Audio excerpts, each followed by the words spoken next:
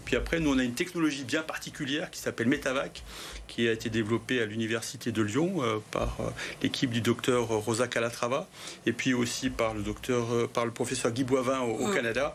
Et on a réussi à développer un vaccin qui cible à la fois, donc en même temps, et le métapneumovirus humain et le virus respiratoire syncytial.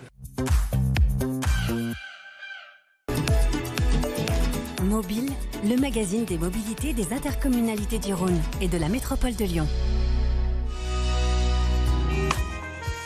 Pour améliorer encore plus l'attractivité de la presqu'île, Citral Mobilité va réorganiser et optimiser son réseau bus.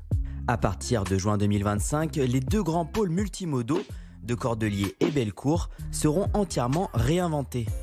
On a décidé de repenser l'organisation de la place Bellecour avec un pôle à l'est qui accueillera les bus qui nous viennent plutôt de la rive gauche, donc de l'est de Lyon. Et puis un pôle à l'ouest aussi qui va accueillir d'autres lignes de bus qui donc n'auront plus à faire le tour de la place Bellecour et on va comme ça gagner 2-3 minutes par ligne. Et donc au final, c'est quand même plus d'offres pour les usagers. Dans le secteur Cordeliers, Hôtel de Ville, les tracés des lignes fortes C3, C13 et C14 vont être ici repensés. Grâce à l'aménagement de voies réservées aux bus et au système de priorité au feu, ces lignes vont gagner en régularité et en performance. On va fiabiliser nos lignes de bus qui vont passer rue Grenette et non plus rue de la République et créer deux nouvelles lignes. Une ligne C23 qui permettra de rejoindre la Pardieu, mais on passe à compter Rhône ce coup-ci, et puis une ligne 59 pour relier Rieux à la Presqu'île. La ligne C5 évolue dans son itinéraire et dessert maintenant Jean Massé, en offrant de nombreuses correspondances. Tous les nouveaux arrêts bénéficieront de l'information voyageurs en temps réel. Et sur les lignes fortes, de nouveaux bus articulés augmenteront la capacité ainsi que le confort des usagers. Le lundi 26 août, les habitants de Brignais ont vécu une petite révolution. Citral Mobilité a inauguré l'arrivée de la ligne C10 jusqu'au centre-ville de Brignais, desservant ainsi plusieurs localités du territoire de la vallée du Garon.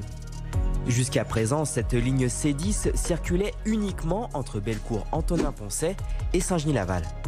Il y a plein d'arrêts dans Brignais pour aller avant 5 h du matin dans Lyon avec la C10 et pour rentrer après minuit de Lyon. Donc c'est énorme, c'est attendu depuis des décennies par les habitants de Brignais. J'aurais à nouveau envie d'aller sur Lyon et de profiter de cette jolie ville où je n'allais plus à cause de la circulation. C'est un moment d'émotion parce qu'on sait que c'est un service qui va rendre beaucoup de services justement à de nombreux Brignéros qui étaient en attente de cela, que ce soit les familles, les jeunes travailleurs, les entreprises aussi.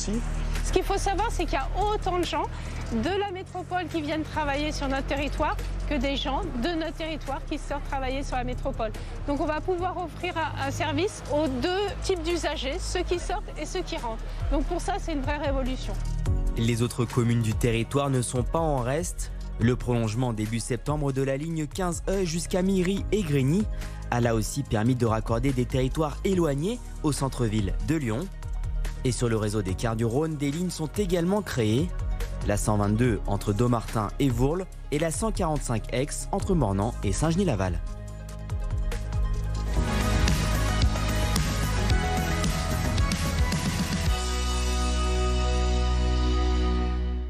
La douceur du Saint-Félicien, le caractère du Saint-Marcellin IGP font grimper en flèche la gourmandise. Regardez